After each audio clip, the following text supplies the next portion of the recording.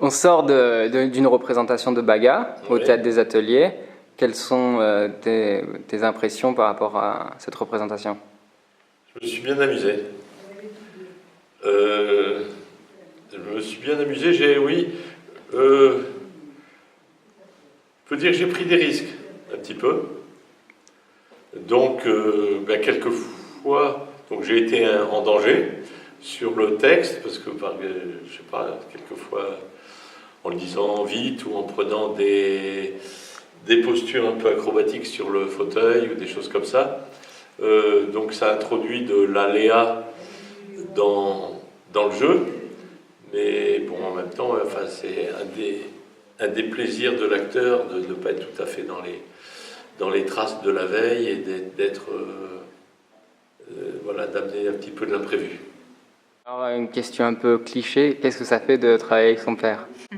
Alors, travailler avec mon père, je l'avais déjà fait plusieurs fois, puisque moi j'ai travaillé une dizaine d'années au Théâtre du Maquis avant de monter ma compagnie, qui s'appelle Ma Compagnie. Mais j'avais jamais travaillé dans ce sens, et c'est ça qui m'a intéressée dans cette proposition que m'a fait Pierre, c'est de travailler en tant que metteur en scène, et avec lui c'était son premier monologue aussi, donc c'était un peu une première pour tous les deux, et c'est vrai qu'inverser le regard, la position du regard comme ça, et que ce soit moi, sa fille, qui en fait est la position du chef d'orchestre, on va dire. C'était quelque chose d'un peu inédit, d'assez marrant en fait, et étonnamment facile. J'avoue que c'est quelque chose qui était en fait...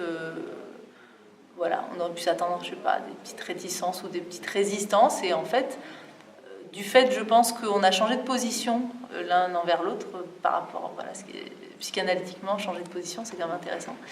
Et donc c'était un travail, honnêtement, qui a été, on peut dire, qui a été très facile, très évident.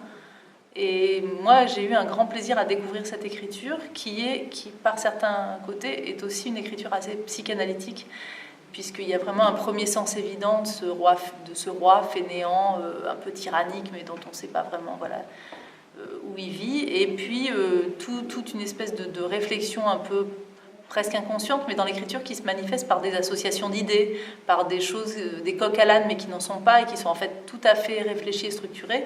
Et donc voilà, rentrer dans cette écriture un peu qui ressemble un peu au méandre un peu de la pensée, et faire ça avec mon père, enfin voilà, tout ça fait un petit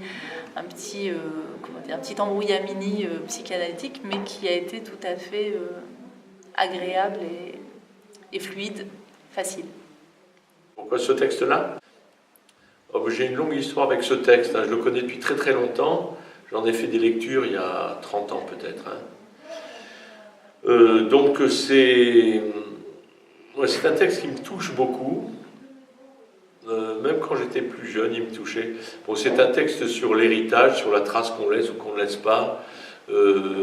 Donc quelqu'un de mon âge qui est, disons, dans la dernière partie de sa carrière, même j'espère qu'elle va être encore un petit peu, elle peut être encore longue ou bien très courte, j'en sais rien, mais disons que c'est des thèmes qui touchent. Et puis le fait qu'on réécrit sa propre histoire au fur et à mesure, tous ont fait ça. Donc on est là exactement dans cette situation. Et c'est il y a cette espèce de lucidité chez Pinget qui est presque un peu de cruauté, mais en même temps avec beaucoup de drôlerie. C'est amusant. Et puis il y a derrière ça ce fond, cette espèce de méditation à la fois sur la mort, sur l'héritage, sur le fait de est-ce qu'on a du pouvoir sur soi ou sur soi-même ou sur les autres, est-ce que de quelle manière on réécrit sa propre histoire, est-ce qu'on y croit, est-ce qu'on n'y croit pas,